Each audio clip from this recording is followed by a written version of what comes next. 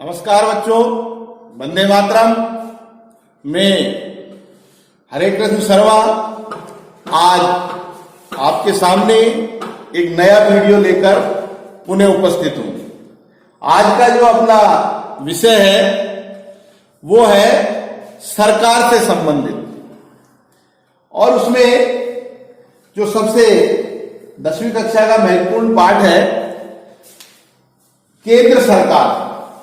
इस केंद्र सरकार के बारे में आज अपन समझेंगे।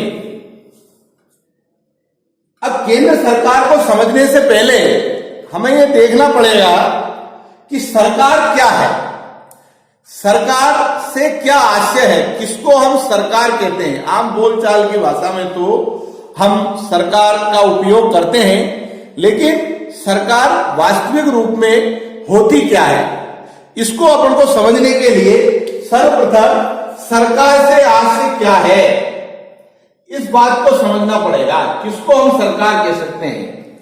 तो देखिए, किसी राज्य क्षेत्र को मूर्त रूप प्रदान करने वाली जो संस्था है, यानी कि यहां पर कोई राज्य क्षेत्र है अर्थात कोई भूभाग है, उस क्षेत्र को मूर्त रूप यानी एक साकार रूप को प्रदान करने वाली जो कोई संस्था होती है, उसी को आमतौर पर हम सरकार मान सकते हैं। इसके अंतर्गत अर्थात विशेष रूप से संस्थाओं का एक ऐसा समूह जिसके पास देश में या राज्य क्षेत्र में सुव्यवस्थित जनजीवन चलाने के लिए कानून बनाने और उसे लागू करने और उस लागू किए गए कानूनों की व्याख्या करने का अधिकार प्राप्त होता हो, उसे हम सरकार के नाम से जानते हैं। यहां बात समझने की है कि ऐसी संस्था या ऐसी संस्थाओं का समूह जिसके पास एक देश के अंदर सुव्यवस्थित जन समुदाय उपस्थित हो। अब इसमें दो तीन बातें हैं कि एक तो सुव्यवस्थित जन जीवन होना चाहिए या जन समुदाय होना चाहिए उस संस्था के पास में। दूसरा, उसको कानून बनाने का अधिकार होना चाहिए और कानूनों को लागू करने का भी अधिकार होना चाहिए, और जो कानून बने हैं, जो कानून लागू है, उसकी व्याख्या करने का भी अधिकार उस संस्था के पास में होना चाहिए। तो वह क्या होती है, सरकार के नाम से हम जानते हैं। आमतौर पर सरकार को जब आगे अपन पढ़ेंगे तो हम देखते हैं कि इसमें 3 प्रमुख अंग होते हैं। 3 अंगों से मिलकर के सरकार बनती है। एक सरकार को सामूहिक जो नाम दिया है हमने, उसके 3 प्रमुख अंग है, जिसमें पहला है व्यवस्थापिका, दूसरा है कार्यपालिका और तीसरा है न्यायपालिका। ये जो 3 अंग हैं, इन 3 अंगों का सामूहिक नाम ही सरकार कहलाता है। अब आगे जब अगर उनको समझेंगे तो इसके भी विभिन्न भागों में ये अंग विभाजित है। अब व्यवस्थापिका का विभाजन देखिए आप। व्यवस्थापिका के अंतर्गत हमारे देश में या भारत देश में आमतौर पर 2 स्तर पर व्यवस्थापिका मौजूद है। एक है संघीय स्तर पर, जिसको हम केंद्र का स्तर भी कह सकते हैं, केंद्रीय स्तर या संघीय स्तर पर, और दूसरी है राज्य स्तर पर, जो राज्यों में होती है। अब इसमें संघीय स्तर की जो व्यवस्थापिका है, उसमें कौन कौन शामिल होते हैं, किनसे मिलकर के ये व्यवस्थापिका बनती है। तो उसमें पहला आता है राष्ट्रपति। नंबर 1 राष्ट्रपति, दूसरा लोकसभा और तीसरा राज्यसभा। यानी कि ये जो 3 भाग हैं, राष्ट्रपति, लोकसभा और राज्यसभा, इन तीनों को मिलाकर के अपन कहेंगे संघीय स्तर की व्यवस्थापिका। आमतौर पर इसको हम, इसका जो नाम अगर अपन देते हैं तो इस व्यवस्थापिका को अपन क्या कहते हैं, संसद कहते हैं। यानी कि भारत की जो व्यवस्थापिका है उसका नाम क्या है, संसद। और संसद के अंतर्गत ये तीनों अंग उसमें समाहित हैं। एक व्यवस्थापिका राज्य स्तर पर होती है जो राज्यों में होती है, और उसमें है राज्यपाल, विधानसभा और विधान परिषद। इस पार्ट को अपन समझेंगे जब राज्य सरकार के बारे में पढ़ेंगे। इसी के बाद जो दूसरा अंग है सरकार का, वो कहलाता है कार्यपालिका। नाम अपन सब सुन लेते हैं, लेकिन वास्तविकता में कार्यपालिका किसको कहेंगे अपन? तो कार्यपालिका के अंतर्गत राष्ट्रपति, उपराष्ट्रपति, प्रधानमंत्री और मंत्रिपरिषद, ये चार भाग इसके होते हैं। चारों पार्ट जब जुड़ते हैं तो वो सामूहिक रूप से उसका नाम क्या हो जाता है, कार्यपालिका हो जाता है। और जो तीसरा अंग है वो है न्यायपालिका। और न्यायपालिका में हम देखते हैं कि जो केंद्र स्तर पर है वो है सर्वोच्च न्यायालय। अब अपन देखते हैं संसद के या व्यवस्थापिका के गठन की प्रक्रिया। जैसा अपन ने पूर्व में पढ़ा है कि व्यवस्थापिका के दो सदन हैं, लोकसभा और राज्यसभा। इन दोनों की संरचना और इनका गठन किस प्रकार से होता है उसकी प्रक्रिया को अपन समझने का प्रयास करते हैं। तो अपन यहां पर इसको एक चार्ट के माध्यम से समझने का प्रयास करते हैं। तो सबसे पहले अपन लेते हैं संरचना या रचना की स्थिति। इधर लोकसभा है और इधर राज्यसभा है। दोनों सदन की प्रक्रिया को अपन एक साथ समझने का प्रयास करेंगे। सबसे पहले होता है इसमें एक बिंदु सदन, जिसको आमतौर पर एक को अपन लोकसभा कहते हैं, दूसरे को राज्यसभा कहते हैं। लोकसभा प्रथम सदन कहलाता है। इसको निम्न सदन भी कहते हैं। ये जनप्रतिनिधियों का सदन है, अर्थात जनप्रतिनिधियों के द्वारा चुने हुए व्यक्तियों का सदन है। ये एक अस्थायी सदन भी माना जाता है, क्योंकि इसका कार्यकाल एक निश्चित अवधि के लिए होता है। इसी के ठीक विपरीत राज्यसभा को हम द्वितीय सदन कहते हैं, संसद का द्वितीय सदन। उच्च सदन भी इसे कहा जाता है। राज्यों का सदन भी इसको कहा जाता है, क्योंकि ये राज्यों का प्रतिनिधित्व करता है और यह एक अपने आप में स्थायी सदन है। राज्यसभा को कभी भी एक साथ भंग नहीं किया जाता है। दूसरा बिंदु है सदस्य संख्या। लोकसभा में संविधान के अनुसार वर्तमान में अधिकतम सदस्य संख्या 552 हो सकती है। क्या देखो समझने की बात है, ये तीनों बिंदुओं को अपन को ध्यानपूर्वक समझना है कि लोकसभा के सदस्यों की अधिकतम संख्या वर्तमान में 552 निर्धारित है। लेकिन वर्तमान में इस समय जो लोकसभा है उसमें कितने सदस्य हैं जो निर्वाचित हैं, उनकी सदस्य संख्या है 545। ये जो 545 सदस्य है वर्तमान में, इसमें भी दो भाग होते हैं। इसमें से जो जनता द्वारा चुने हुए सदस्य होते हैं उनकी संख्या है 543। ये जनप्रतिनिधि होते हैं जो देश के विभिन्न निर्वाचन क्षेत्रों से चुन करके आते हैं, उनकी संख्या है 543। और दो सदस्य राष्ट्रपति के द्वारा लोकसभा में मनोनीत होते हैं। ये दो सदस्य कौन से होते हैं? ये दो सदस्य एंग्लो इंडियन व्यक्ति होते हैं जिनको राष्ट्रपति विशेष रूप से भारतीय संसद में मनोनीत करते हैं। एंग्लो इंडियन क्या होते हैं, अर्थात ब्रिटिश मूल के जो निवासी होते हैं, जो आजादी के से पूर्व से भारत में रह रहे थे। और राज्यसभा में चलिए, तो राज्यसभा में जो अधिकतम सदस्य संख्या निर्धारित है वो है 250। वर्तमान में अधिकतम 250 सदस्य राज्यसभा में बन सकते हैं, चुने जा सकते हैं। अब इसके अंतर्गत वर्तमान समय में राज्यसभा के सदस्यों की संख्या 245 निर्धारित है।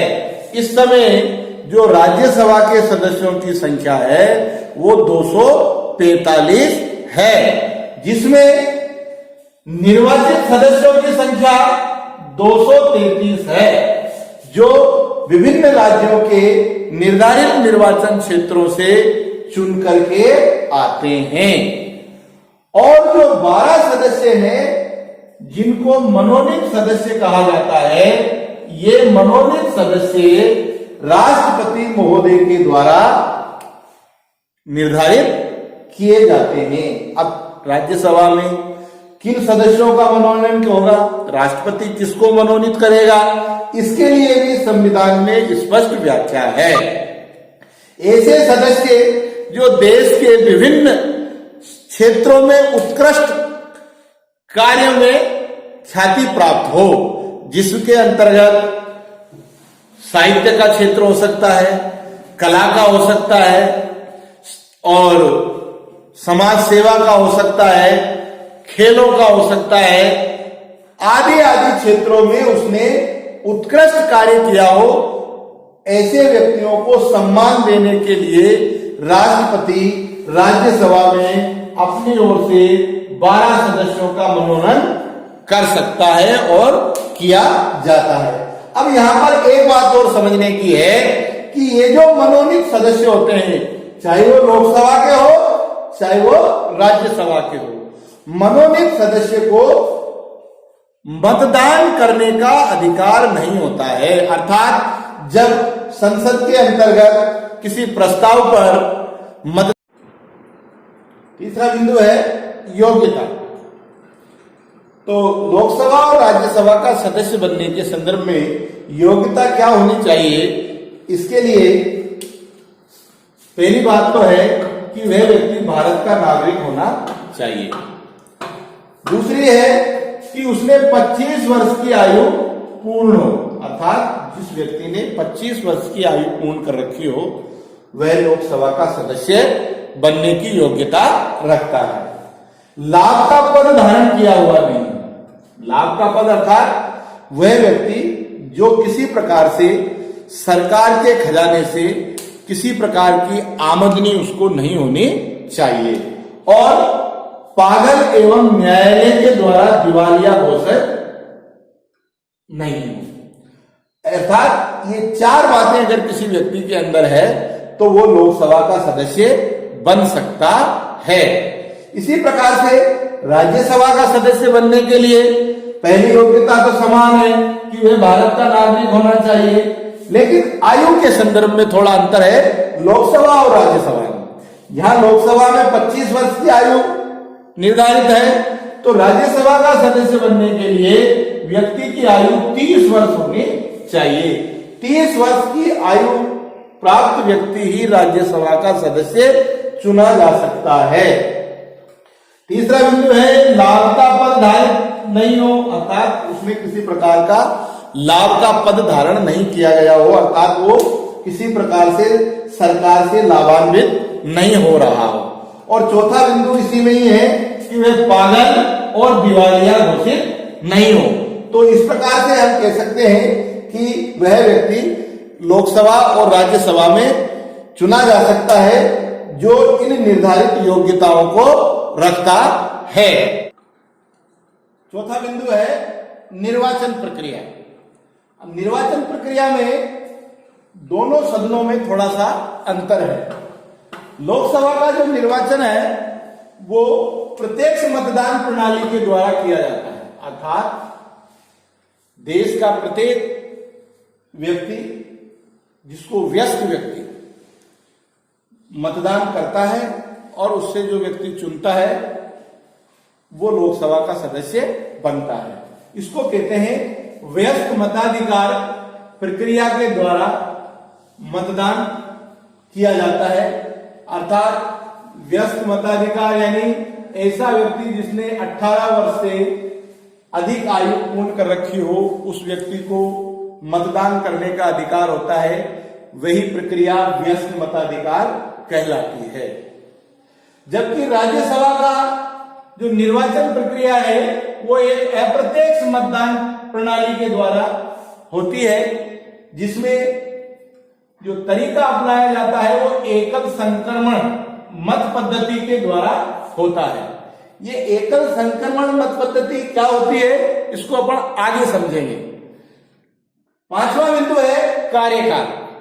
लोकसभा का अधिकतम कार्यकाल 5 वर्ष का होता है। अर्थात लोकसभा का सदस्य एक बार जब चुनाव होता है उसका, तो उसका अधिकतम जो कार्यकाल होता है वो 5 वर्ष निर्धारित है। लेकिन यहां पर यह बात समझनी है कि प्रधानमंत्री की सलाह पर, प्रधानमंत्री के परामर्श पर राष्ट्रपति महोदय लोकसभा को समय पूर्व भी भंग कर सकता है। और देश में अब तक ऐसा 9 बार हुआ है जब लोकसभा को 5 साल के कार्यकाल से पूर्व भंग किया गया है। जबकि राज्यसभा का कार्यकाल 6 वर्ष का होता है। यह बात स्पष्ट समझनी है कि लोकसभा का कार्यकाल 5 वर्ष का होता है और राज्यसभा का कार्यकाल 6 वर्ष का होता है। चूंकि राज्यसभा एक स्थायी सदन होता है, इसलिए ये कभी भी भंग नहीं होता है। ये कभी भी भंग नहीं होता है। और इसके जो सदस्य होते हैं, हर 2 वर्ष में 1/3 सदस्यों का सेवानिवृत्त हो जाता है और उनके स्थान पर नए सदस्यों को चुन लिया जाता है। इसलिए ये सदन कभी भी भंग नहीं होता है, इसलिए इसको अपन स्थायी सदन भी कहते हैं। अधिवेशन अर्थात लोकसभा और राज्यसभा का अधिवेशन कब बुलाया जाता है, अर्थात इनकी बैठकों का आयोजन कब किया जाता है। तो संविधान में इसके संदर्भ में जो व्यवस्था है वो ये है कि राष्ट्रपति महोदय के द्वारा कभी भी लोकसभा और राज्यसभा का सदन आहूत किया जा सकता है। और कब तक चलेगा, जब तक राष्ट्रपति उसको स्थगित नहीं कर दे, तब तक वह सदन चलता रहेगा। यहां पर स्पष्ट बात समझनी है कि जो व्यवस्था लोकसभा के लिए है वही राज्यसभा के लिए है। अधिवेशन प्रक्रिया के बाद में 7वां जो बिंदु है वो पदाधिकारी, कि कौन कौन लोकसभा और राज्यसभा में पदाधिकारी होते हैं। तो देखिए, लोकसभा में जो पदाधिकारी होते हैं उसमें एक अध्यक्ष होता है और एक उपाध्यक्ष होता है, जो अध्यक्ष की अनुपस्थिति में लोकसभा की व्यवस्था को संभालता है। अध्यक्ष और उपाध्यक्ष का जो चुनाव है वो जो निर्वाचित सदस्य होते हैं, उस सदन के जो सदस्य होते हैं उन्हीं में से एक अध्यक्ष बनता है और एक उपाध्यक्ष बनता है। इन अध्यक्ष और उपाध्यक्ष का चुनाव मतदान प्रक्रिया के द्वारा बहुमत के आधार पर किया जाता है। जबकि राज्यसभा के पदाधिकारियों में एक सभापति कहलाता है और दूसरा उपसभापति कहलाता है। ये स्पष्ट निर्णय है संविधान में कि जो भारत का उपराष्ट्रपति होगा वही राज्यसभा का पदेन सभापति निर्धारित है। अर्थात सभापति का निर्धारण कौन होगा, जो भारत का उपराष्ट्रपति बनेगा वही राज्यसभा का सभापति कहलाता है। दूसरा जो पदाधिकारी होता है वो उपसभापति। जो उपसभापति कौन होगा, राज्यसभा के जो सदस्य होते हैं उन्हीं में से ही किसी एक व्यक्ति को बहुमत के द्वारा चुना जाता है, वो राज्यसभा का उपसभापति बनता है। इस आधार पर आज हम कह सकते हैं कि इस वीडियो में हमने सरकार किसे कहते हैं, सरकार के विभिन्न अंग कौन कौन से हैं और उसके अंतर्गत जो एक अंग है सरकार का व्यवस्थापिका, उसके बारे में अपन ने इस पूरे वीडियो में समझने का प्रयास किया गया है, जिसमें उसके जो व्यवस्थापिका के जो दो सदन हैं, लोकसभा और राज्यसभा के गठन की प्रक्रिया और उसकी संरचना को अपन ने इस वीडियो में समझा है। अगला वीडियो लेकर के आगे के पार्ट में फिर अपन उपस्थित होंगे।